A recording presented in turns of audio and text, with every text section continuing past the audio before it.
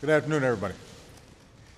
Secretary Clinton and I just concluded a meeting that focused on the ongoing situation in Libya. Over the last few days, my national security team has been working around the clock to monitor the situation there and to coordinate with our international partners about a way forward. First, we are doing everything we can to protect American citizens. That is my highest priority. In Libya, we've urged our people to leave the country, and the State Department is assisting those in need of support.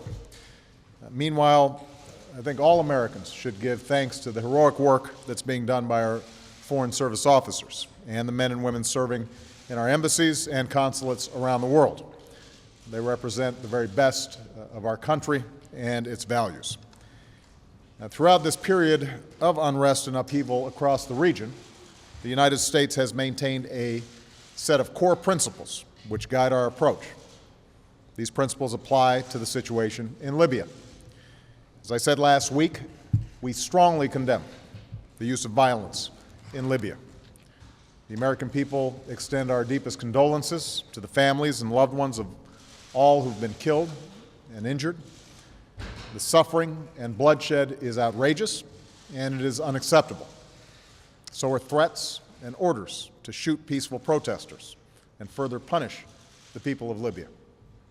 These actions violate international norms and every standard of common decency. This violence must stop. The United States also strongly supports the universal rights of the Libyan people. That includes the rights of peaceful assembly, free speech, and the ability of the Libyan people to determine their own destiny. These are human rights. They are not negotiable. They must be respected in every country, and they cannot be denied through violence or suppression.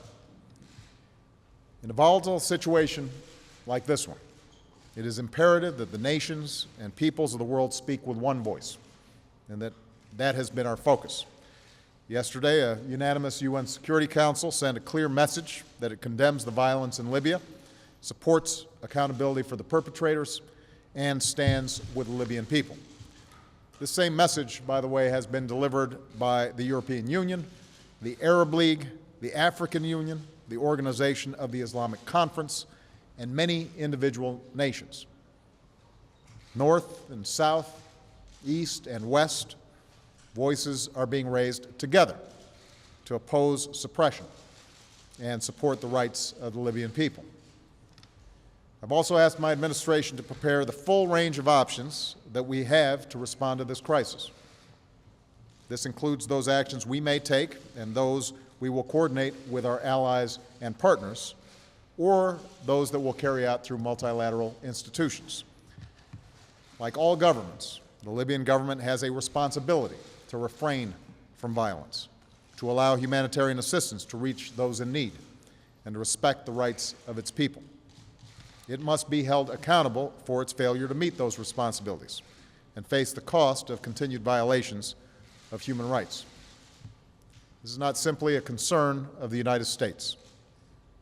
The entire world is watching, and we will coordinate our assistance and accountability measures with the international community. To that end, Secretary Clinton and I have asked Bill Burns, our Undersecretary of State for Political Affairs, to make several stops in Europe and the region to intensify our consultations with allies and partners about the situation in Libya. I've also asked Secretary Clinton to travel to Geneva on Monday, where a number of foreign ministers will convene for a session of the Human Rights Council. There she'll hold consultations with her counterparts on events throughout the region and continue to ensure that we join with the international community to speak with one voice to the government and the people of Libya. And even as we are focused on the urgent situation in Libya, let me just say that our efforts continue to address the events taking place elsewhere, including how the international community can most effectively support the peaceful transition to democracy in both Tunisia and in Egypt. So let me be clear. The change that is taking place across the region is being driven by the people of the region. This change doesn't represent the work of the United States or any foreign power. It represents the aspirations of people who are seeking a better life, As one Libyan said, we just want to be able to live like human beings. We just want to be able to live like human beings. It is the most basic of aspirations that is driving this change.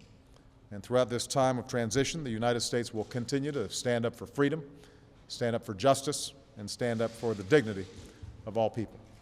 Thank you very much.